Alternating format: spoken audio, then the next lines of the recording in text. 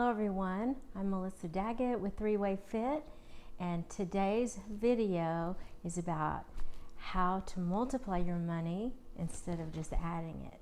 Now, we were taught this in basic 3rd and 4th grade math, but I'm going to show you how to do it in a way that really makes sense. But before we get into today's video, if you like my channel or like this video, or even right now if you just want to go ahead and do it so you don't forget, please click the subscribe button.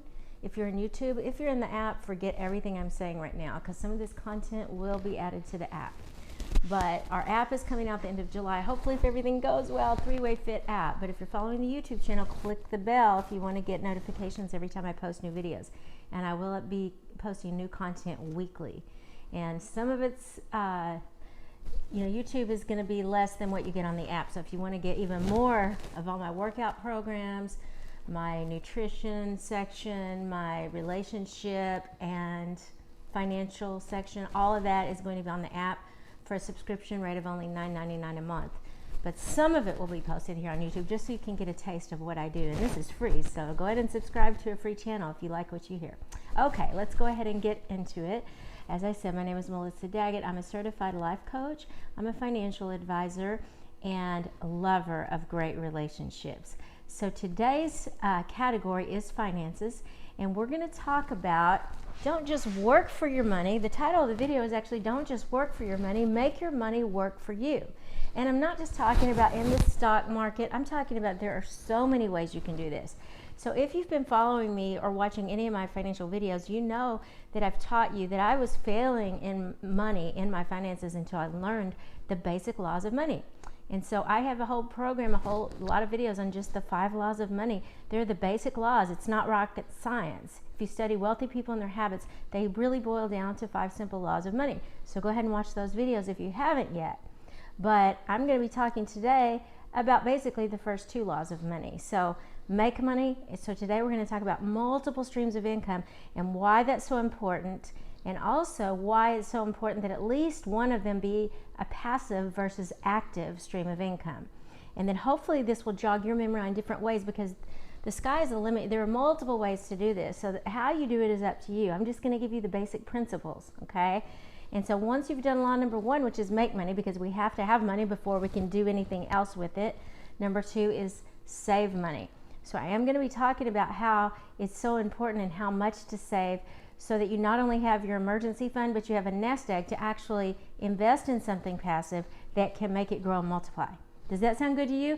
Don't let it overwhelm you. Trust me, I keep it simple. I'm a teacher, so I do not, like a lot of financial advisors and a lot of even college professors, like to keep the language so complicated that everybody's intimidated. I'm not that teacher. I'm the teacher who has taught 1st graders piano. So I'm the teacher that will break it down and make it in as simple layman terms as possible.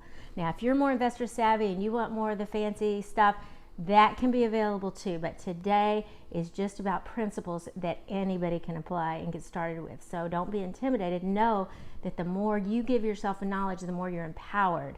Okay, so let's get started. It really is about multiplication versus addition, and this is how the credit card companies make money. They hope you will just pay the minimum balance so that your balance keeps, your interest on the balance that you hold on those credit cards keeps making them money. Basically, the longer you take to pay it off, the law of compounding interest. Some of you know what compound interest is, some of you don't, but basically it just says over time your money is going to compound, it's going to double. If you make this law work in your favor, it's awesome. If you make it work in the credit card company's favor, it's not awesome. You could be a slave for a long time, and that's what they're hoping, is that you don't pay it off, let it compound, let the interest compound. They get more and more money the longer you take to pay it off. So that's the first thing. You want to pay off that credit card debt and try not to get overextended beyond your means, okay? And if you find that you have, I don't tell people not to get credit cards or pay everything with cash, but some people I do. If you have trouble sticking to just paying for things you would normally pay for with cash, like gas, groceries, if you have trouble spending beyond your needs and beyond your means, then you should go to a cash system until you can get control. You shouldn't use credit cards. Okay, so let's talk about this. This is the number 1 rule, in my opinion, that changes the money game in your future. It probably has more ability to change the game than anything else. which is learning about multiplication versus addition in both terms of income and how much money you make, as well as how you get it to work for you. So you have to learn to add first, obviously, before you multiply. You can't multiply if you don't have seed. You can't multiply your money if you don't have the addition, if you haven't accrued and saved. So your savings is the seed. So first, make money, multiple streams. What are those multiple streams? And then we're going to talk about paying yourself first every month for the seed. Okay, so you have your day job, and that's usually trading hours for dollars. Most of you, some of you are salaried, but still, if you don't go to work, you don't get paid. So that would be active income. If you don't show up, you don't get paid, right? So most of us have a JOB that, if we don't work, we don't get paid. It's trading your hours for your dollars. The problem is, most of you tell me this, you're just making enough to pay all your bills, and it's hard to save anything because there's so many responsibilities. So you have to get to where your responsibilities, your financial responsibilities, and the things you have to spend it on don't exceed what you're bringing in. So there's only two things you can do there. If you are overspending what you make, spending beyond your income, spending beyond what you make monthly, then you either need to make more income and add a stream of income, which is good to have anyway, because you always need a backup plan. You could lose your job overnight. You need to have a backup, at least 2 streams of income minimum. Or you can also, and it doesn't have to be or, it can be and, cut your expenses. And it's real easy to cut some of your expenses.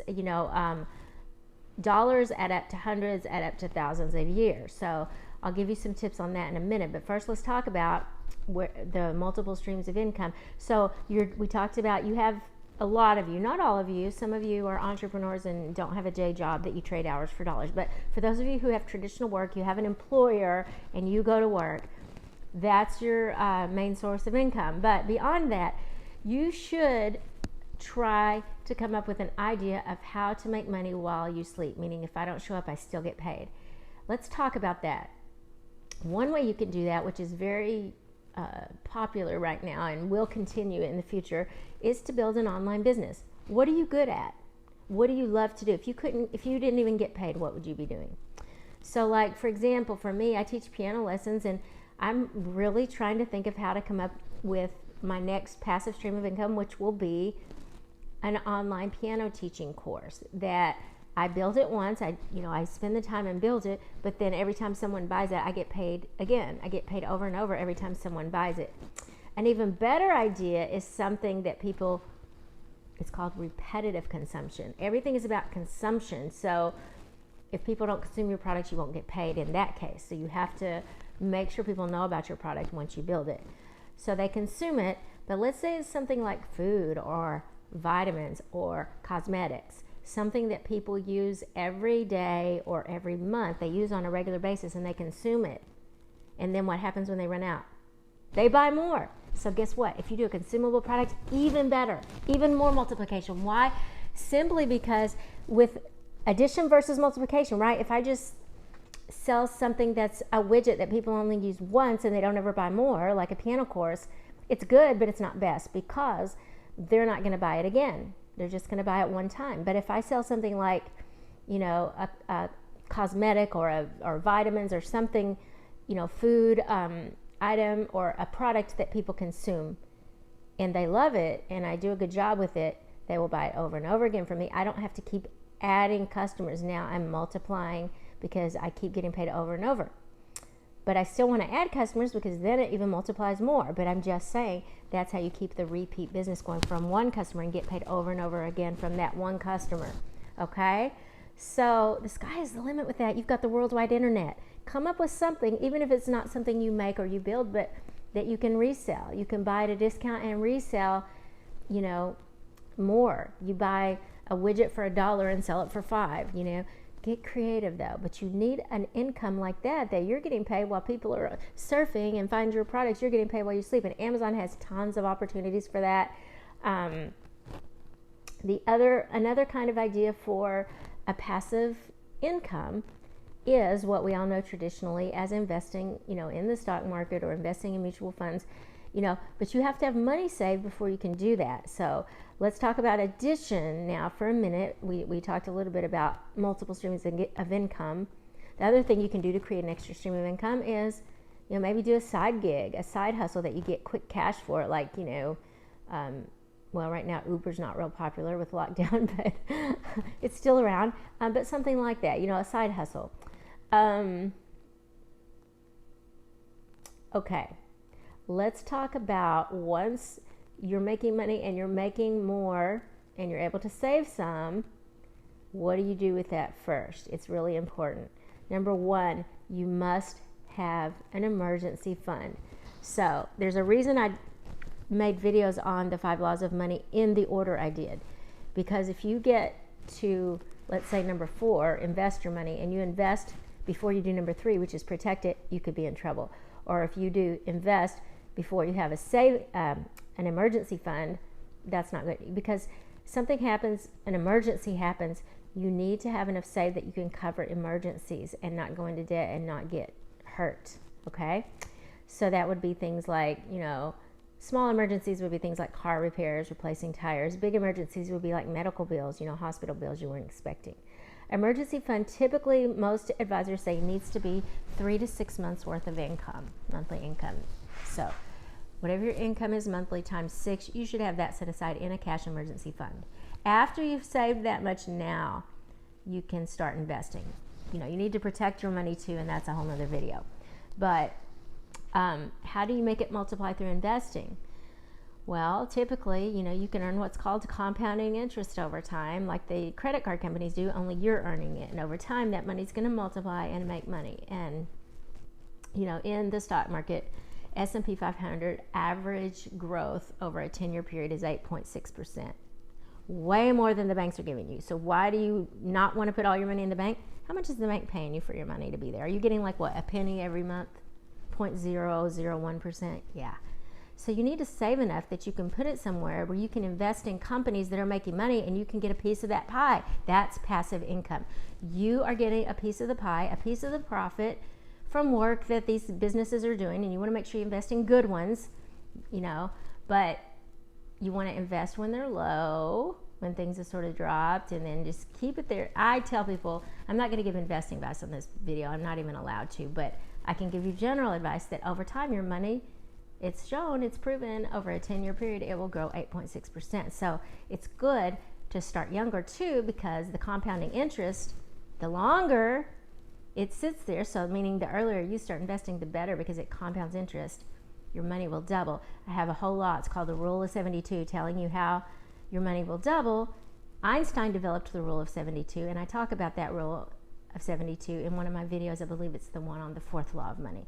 So these are not laws I made up. These are laws that are established rules of the money game. How are you going to win the money game if you don't know the rules?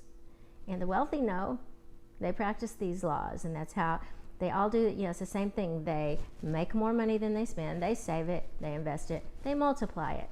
And there's all different ways you can multiply it. Some people like to invest in real estate and buy it when it's low, sell it high. Great, if that's what you're good at and that's what you love. Whatever it is that you love. But you can do this simply through the internet, doing smaller things. It doesn't have to be a big venture like real estate. Okay? So, does this all make sense? Are you guys excited? Do you have some ideas spinning in your head? Once you have an idea, talk to somebody that's already done it. That's really important. A mentor, somebody that's done it and been successful, because you don't want to, this is how you mitigate your risk. You don't want to do, it's only risky if you go into it foolishly and don't get any wisdom or advice. So get advice and wisdom before you start your project from somebody who's done it and won. Don't try to reinvent the wheel, okay? That's all I have for you today, but I hope this has been helpful. Don't just work for your money, make your money work for you. Build a future, and then you'll be able to start dreaming about the life you really want. I'm Melissa Daggett. Click the bell, click the subscribe button, follow my channel. We'll be doing other videos like this and more. And I hope to see you at the 3-Way Fit app, and I'll see you in the next video.